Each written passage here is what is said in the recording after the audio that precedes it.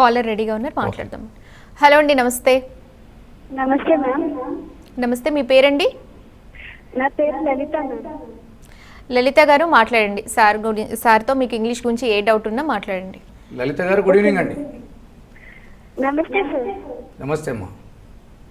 Sir నా doubt ఏంటంటే sir, నేను రీసెంట్గా పీజీ ఇంగ్లీష్ కంప్లీట్ చేశాను sir. Very good. And BEd కూడా అయిపోయింది సార్ నాది. ఓకే. అంటే పీజీ రిజల్ట్స్ కోసం చూస్తున్నాను సార్. నాకు English teaching interest sir. Very good, very good. అంటే ఏదైనా జాయిన్ అవ్వాలా గవర్నమెంట్ ట్రై చేస్తున్నాను సార్. ప్రెసెంట్ ఇంకా ఎగ్జామ్స్ జరుగుతున్నాయి. నా యొక్క ఫియర్ ఏంటంటే టీచింగ్ ఫియర్ సార్. దానికి ఏదైనా సొల్యూషన్ చెప్తారని. మీరు బిఎడ్ కంప్లీట్ చేశారమ్మా? బిఎడ్ కంప్లీట్ అయింది సార్. పీజీ ఎంఏ ఇంగ్లీష్ కూడా లాస్ట్ సెమిస్టర్ ఎగ్జామ్ రాశాను సార్. Very good. చూస్తున్నాను సార్. Very good. బిఎడ్లో మీకు మెథడాలజీస్, ఇంగ్లీష్ మెథడాలజీ ఉందా? బిఎడ్లో నాకు సోషల్ అండ్ ఇంగ్లీష్ సార్ రెండు. Very good, very good, very good. So మీరు ఫస్ట్ స్టార్టింగ్ స్టేజ్లో మీరు ఇంగ్లీష్ టీచింగ్ అంటే ప్యాషన్ అని చెప్తున్నారు కదా.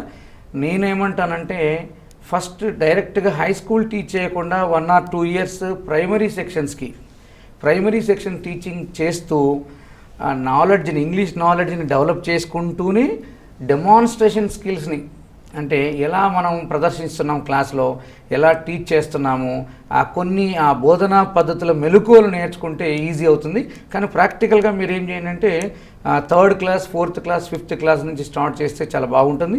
విత్ ఇన్ ద 2 or 3 yearsలో then you learn some of tips to how to teach, how to explain, how to maintain the classroom, how you're getting the what we call, how to grasp the attention of the students. ఇవన్నీ మీకు అర్థమవుతాయి, easy అవుతుంది. All the very best. మీరు primary సెక్షన్ని start చేసి high school సెక్షన్కి వెళ్ళండి, easy అవుతుంది, ప్రాబ్లం లేదు. సార్, మీరు నేర్పిస్తున్న క్రమంలో స్టూడెంట్స్ నుంచి మీకు వాళ్ళు ఎక్కువ అడిగే డౌట్స్ ఏంటి? ముఖ్యంగా స్పెల్లింగ్స్ గురించి డౌట్స్ అడుగుతుంటారు. కొన్ని సందర్భాల్లో వర్డ్స్ ఆఫ్ అండ్ కన్ఫ్యూజన్ ఉంటాయి మాకు స్కూలింగ్లో కానీ, కాలేజీలో కానీ, ముఖ్యంగా కాంపిటేటివ్ ఎగ్జామ్స్లో కానీ. ఏమవుతుందంటే మేడం, ఒక చిన్న ఎగ్జాంపుల్ చెప్తాను మీకు. డైరీ ఒకటి రోజు రాసుకునే డైరీ, ఒకటి రిలేటెడ్ టు మిల్క్. అలాంటప్పుడు DIARY రాయాలన్నా DAIRY రాయాలన్నా డౌట్ అవుతుంది. అలాంటప్పుడు నెమోనిక్ టెక్నిక్స్, మనం వాటిని తెలుగులో బండ గుర్తులు, కొండ గుర్తులు అంటాం. DIARY ఉందంటే ఫస్ట్ రాసుకునే డైరీ. DAIRY ఉందంటే అది రిలేటెడ్ టు మిల్క్, పాల పదార్థాలకు సంబంధించిన డైరీ అని మనం తెలుసుకోవాలి. ఇలానే డైరీ ఉన్నట్టుగానే మనకు అడ్వైస్, ADVICE అడ్వైస్ అంటే నౌను, ADVISE అంటే వెర్బు. మనం నౌన్ దగ్గర వెర్బు రాస్తాం, వెర్బు దగ్గర నౌన్ రాస్తాం. అది కొంచెం పిల్లలు, స్టూడెంట్స్ ఇబ్బంది పడుతుంటారు. అలాంటి వాటిని కొంచెం నెమోనిక్ టెక్నిక్స్ అంటాం. అంటే బండ గుర్తులుగా ఉపయోగించుకొని మీకు మీరుగా కొంచెం గుర్తుపెట్టుకునే విధంగా ఉంటే ఈజీ అవుతుంది. సార్, చాలామంది స్టడీస్లో చాలా అద్భుతంగా ప్రాక్టీస్ అవుతారు, చదువుకుంటారు అండ్ బాగా అటెంప్ట్ చేస్తారు. ప్రిలిమ్స్, మెయిన్స్, సివిల్స్ వాళ్ళు కానీ, గ్రూప్స్ వాళ్ళు కానీ. సో ఇన్ని ఎగ్జామ్స్ వాళ్ళు కంప్లీట్ చేసుకొని వచ్చి నెక్స్ట్ తీరా ఇంటర్వ్యూ అనేసరికి దానికి కూడా ప్రిపేర్ అవుతారు, కానీ అక్కడ అటెంప్ట్ చేయడానికి భయపడతారు. అలాంటి సందర్భాల్లో ఫెయిల్యూర్ అయిన సంఘటనలు కూడా చాలా మందికి ఉన్నాయి. సో అలాంటి వారికి మీరు ఇచ్చే సలహా? 50% ఫెయిల్యూర్స్ అంతా కూడా ఈ what ever the interview, I think software jobs కావచ్చు, మీరు అన్నట్టు గ్రూప్ 1 కావచ్చు, ఇంకా ఏదైనా ఎగ్జామ్స్ కావచ్చు, 50% వాళ్ళ దగ్గర కంటెంట్ లేకపోవడం వల్ల కాదండి, భయం వల్ల.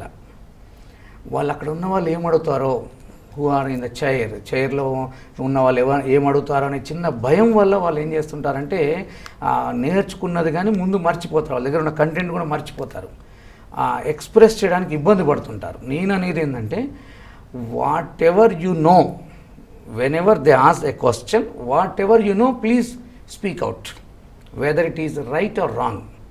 వాళ్ళు మిమ్మల్ని ఏం టెస్ట్ చేస్తారంటే, రిటర్న్ టెస్ట్లో మీరు అన్నీ టెస్ట్ చేశారు. వాళ్ళకి ఏమేమి కావాలో, మీ దగ్గర ఎంత నాలెడ్జ్ ఉందో కావాలని టెస్ట్ చేశారు. ఇక్కడికి వచ్చేసరికి మీ యాటిట్యూడ్ని, మీ వే ఆఫ్ సిట్టింగ్ని, మీ వే ఆఫ్ ఎక్స్ప్రెస్సింగ్ని, మీ వే ఆఫ్ థింకింగ్ని వాళ్ళు టెస్ట్ చేస్తారు.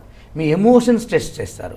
ఆ భావావేశాలు, మీ ఆలోచనలు, మీ యొక్క ప్రతిస్పందనలు, మీ రెస్పాన్స్ ఇచ్చే విధానం ఎలా ఉందని, ఈ షైగా ఫీల్ అవుతున్నారా, ఓ సమాజంలో ఒక ఆఫీసర్గా వెళ్తున్నాడు కాబట్టి షైగా ఫీల్ అవుతున్నారా, బాగా యాక్టివ్గా ఉన్నారా అని టెస్ట్ చేస్తారు. కాబట్టి నేను ఇచ్చే సలహా ఏంటంటే, I think you are going to express your ideas in English, nothing to worry, but the problem is whether it is correct or not, please speak out. I think there is no time to refer the book or refer a friend. మన ఫ్రెండ్ని బుక్ని refer చేయడానికి అప్పుడు time ఉండదు. మన ముందున్నటువంటి officers ఉంటారు, నీకు ఏది కరెక్ట్ అనిపిస్తే అది చెప్పడానికి ప్రయత్నం చేయండి. If you are unable to speak, then మీరేం చెప్పండి, సార్ సారీ అని చెప్పేసి అనుకోండి, ఈజీ అవుతుంది, మీకు పెద్ద ప్రాబ్లం లేదు. ముందు కంటెంట్తో పాటుగా మీరు ఏమి మాట్లాడాలనుకుంటున్నారో అది వ్యక్తపరిచే ప్రయత్నం చేయండి, ఈజీ అవుతుంది.